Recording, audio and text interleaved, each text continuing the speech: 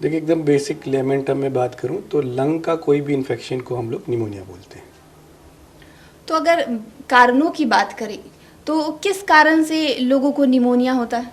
जैसे मैंने कहा कि इन्फेक्शन, तो इन्फेक्शन कोई भी तरह का इन्फेक्शन से आपको निमोनिया हो सकता है। वो चाहे तो वायरस हो सकता है, वो बैक्टीरिया हो सकता है, बैक्टीरिया के अंदर नॉर्मल बैक्टीरिया हो सकते हैं और ट्यूबरकुलोसिस भी हो सकता है आपको, फंगस का हो सकता है, पैरासाइट्स का हो सकता है। तो बहुत सारे कीटाणु हैं जो आपको निमोनिया कर सकते हैं।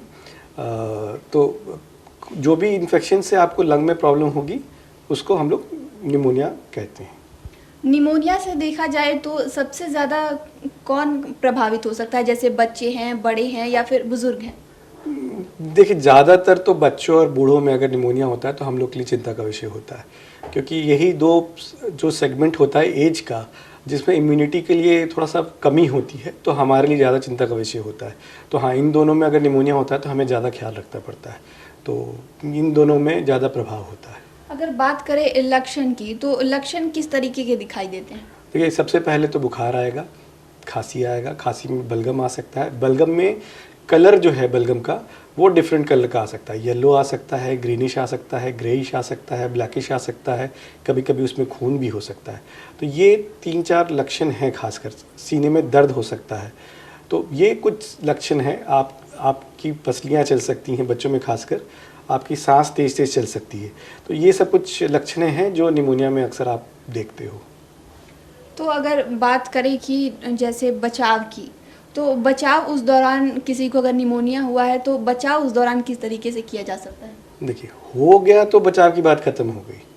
हाँ, होने से पहले हम क्या कर सकते हैं? होने से पहले हम यही कर सकते हैं कि अच्छा खान पान रखें, हेल्दी लाइफ इन्वायरमेंट रखें, हेल्दी लाइफस्टाइल रखें, फ्लू शॉट्स लें हर साल।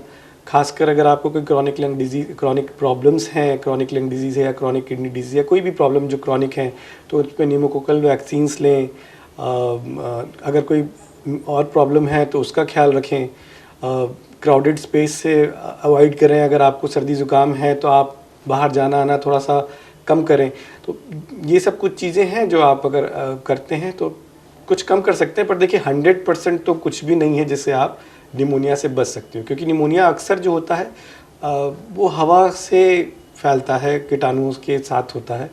तो आप एकदम 100% तो नहीं बच सकते, बट हाँ, काफ़ी कुछ हद तक आप इससे हाँ मास्क का इस्तेमाल करें।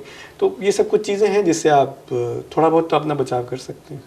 अगर किसी को निमोनिया हुआ है तो क्या वो ज़्यादा इससे लक्षणों के, जैसे किसी को ज़्यादा सीरियस हो जाते हैं, तो क्या ये ज़्यादा सीरियस हो सकता है, बहुत ज़्यादा स्टेज इसका ख़राब हो सकते हैं?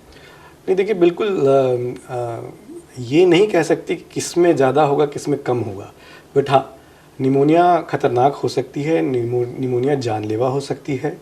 अक्सर ये पाया गया है कि जिनकी इम्यूनिटी कम है, जिनको डायबिटीज़ है या जैसे एल्डरली हैं, बच्चे हैं, इनमें निमोनिया ख़तरनाक हो सकता है और जानलेवा भी हो सकता है। अभी जैसे हम कोविड की ही बात करें तो कोविड में भी तो निमोनिया ही हुआ ना। जिनको हो रहा था वो निमोनिया ही था एक तरह का, तो वो वायरल निमोनिया था। तो उसमें भी बहुत सारी जानें गई हैं। तो ऐसा नहीं कि निमोनिया से जान नहीं जा सकती, निमोनिया से बिल्कुल जान जा सकती है। और इसीलिए सही समय पे सही इलाज होना बहुत ज़रूरी होता है निमोनिया में। तो निमोनिया बिल्कुल जानलेवा हो सकती है, तो बिल्कुल उसके ऊपर उसके साथ लापरवाही नहीं कर सकते हम लोग।